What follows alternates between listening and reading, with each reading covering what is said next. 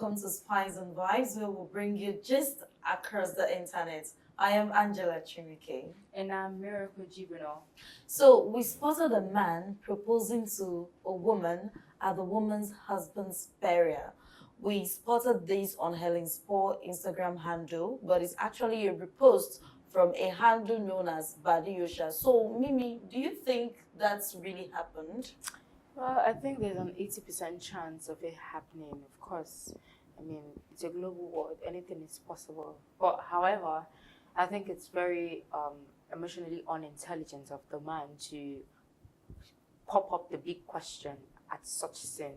Regardless, it's a burial ground.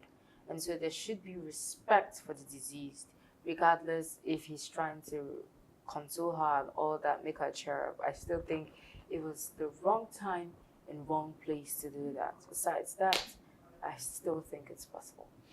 Okay, well, for me personally, when I first saw that, the first thing that came to my mind is, no, this can't be happening unless it's the man's daughter. You know, if it's the man's daughter, it would have been said that, okay, maybe the man that is proposing is trying to comfort or console her.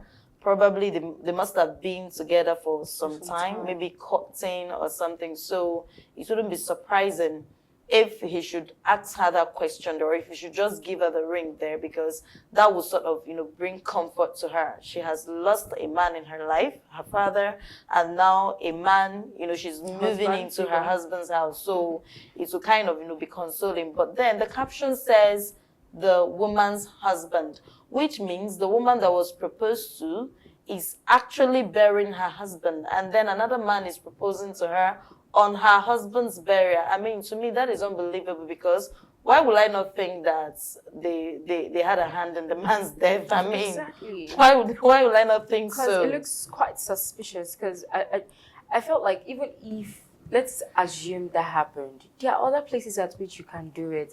I mean, some people even go as far as, giving the woman a space of 1 month so it does not look suspicious, but still people would still like sniffing their nose and things like that. I still think regardless, they are both matured, right?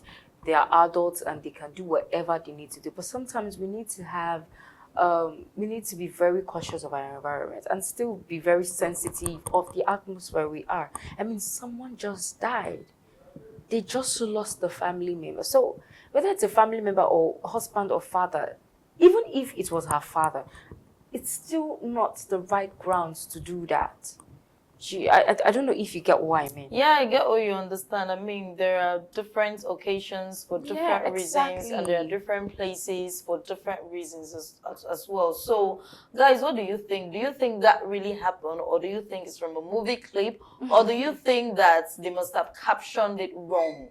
Please tell us what you think in the comments section. And we have another gist, I love gist. Okay, so it's actually that of a lady that bought kilishi. She said her dad actually bought her kilishi from Abuja, and when she started eating it, it tasted funny. It tasted like it's not the regular kilishi that she has always eaten. So out of curiosity, she decided to wash the spice of the kilishi, and when she did, what she ended up having is a rubber, like a stretchy-like material.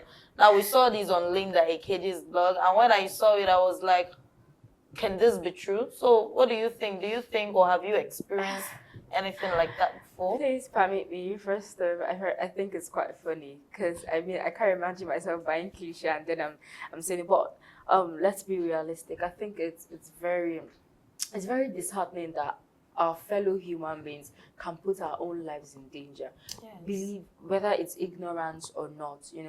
I've had an experience where a friend of mine bought amala and bought meat. The meat was foam, like that's red funny. foam. And I still think that aside the fact that government needs to look into this, there should be a body that regulates these people. And sometimes at the marketplaces, when you see this body called Kai pursue tell these market women to go away by the roadside and all, you feel for them. You say, oh, you want to take jobs out of them, but some of these people are not even considerate about their own fellow human being. If it was in a restaurant, I can sue them. You know, if it was a restaurant like The Place, Mega Chick, I can sue them because, that's murder. Directly or indirectly, that's murder. But where do you want to see Mama put to sue? You can't sue them. So I think one thing we should also do is we should learn to, be careful of the things we eat, be very, very, very careful.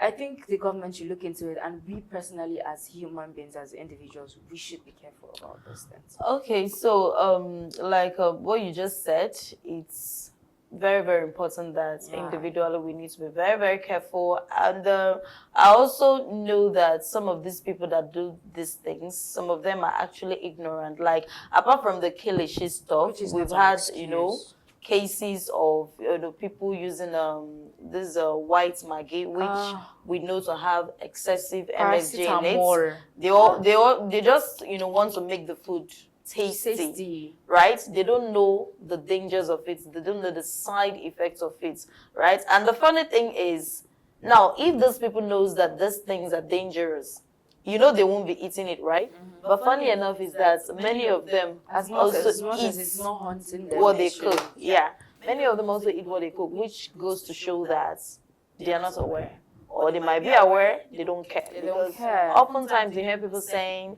"That's in they kill an African man." Come on, hello. Do you know that even I was talking about something yesterday, and I told this guy, I said, "Guy, cholera is out there." He said, "Himself na cholera." Can you imagine, himself, you don't they chop cholera since them born them. Now look at that kind of mindset. Now you can imagine the hygiene of that kind of a person. I mean, this is just like telling someone, you come in, you need to be careful. And the person is like, be careful for what?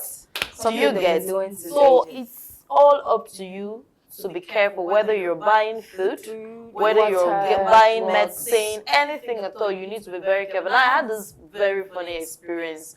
It's not actually relating to food. Yeah, I do eat out, but my experience is relating to getting drugs. I actually went to a pharmacy to get medicine for myself. And the medicine I went there to buy is one Mespela, because that's the only medicine I can take without waiting for doctor's prescription or checkup and all that. And that I know because I've observed my body right from when I could still remember, right from when I was little. I know I've always have, worm infestation and all that. So if I stay for long without deworming myself, like they come after me, they start to bite me. So that very night, I was, feeling the bite. I was uncomfortable. I could not wait till the next day. I just had to drag myself to the nearest pharmacy close to where I live. And when I got there, while telling the woman what I needed, I was twisting in pains and all that. And then she asked me, "What is wrong with you?" I said, "Don't worry, just give me the warm Excella," because I didn't want to stretch the conversation. And I don't do prescription drug abuse, like having to take medicine because I think I am having a particular ailment and that medicine is going to solve it. No, I'll prefer to go for checkup, speak with the healthcare personnel before I'll take a decision on, what medication to take, which will be, of course, recommended by them. I don't just go to random persons and, start to take medical advice from them and all that. So when I told the woman I needed warm expeller, she insisted I tell her what is wrong with me. And then I told her that my stomach is biting me, because that's actually the only word I can use to describe what I was feeling. Those piercing pains, like something just beats you and it stops, it beats you again and it stops. She then said, "No, there is not only one expeller that I need these." And she mentioned about 4 drugs she said I would take. And while she was mentioning, I just opened my mouth and I was looking at her like, "Oh, really? What am I taking those drugs?" In this segment, right, where this has to do with medicine, and you can meet someone and ask her. Yeah. Well, in the case whereby you're buying things by the roadside, you do not need prescriptions for all those things. And then the highest thing you just do is I'll ask the suya man, "Is your suya sweet? Is it fresh?" And he'll tell me yes, because he wants to sell. Yeah. So most of this, and sometimes we would say, "Oh, they are ignorant." I don't think ignorance is an excuse. Because if you say ignorance is an excuse, that means you kill a lot of people with ignorance. I mean, it's according to the law, it's not an excuse. Yeah, so ignorance is not an excuse, really. I really wish that most of them are seeing this video, you're seeing this show, so that they can be enlightened to know that the water you use is important, the kind of ingredients you use are important. Even though what we eat most of the times in Nigeria is something that can harm us more, you know. It's true. But we just need to be careful. That's And, true. you know, and I still believe that the government should regulate a body that checks them, not really saying, oh, check their environment, the kind of environment they make this food at, you know, the things they put in the food, because some of the times they don't even wash their utensils as well. I know that. Talk more of, look at the Aboki man that sold this kilishi. I'm very sure he has not washed his what he used to roast the kilishi in a very long time. Yeah, even it's not even the for me like it's not even the roast, you know, like The the roasting rubber. aspect of it. I mean, like you sold a plastic to someone, And are you telling and me you that want the he's- person to consume. So are the you telling me that plastic? he does not know? That one is just out of it. Now you can't say he does not know, because I wonder what Exactly. part It's of murder. Let's put it you there. get it. It's Like, murder. no, he hasn't killed anyone. So let's say it's a murder attempt.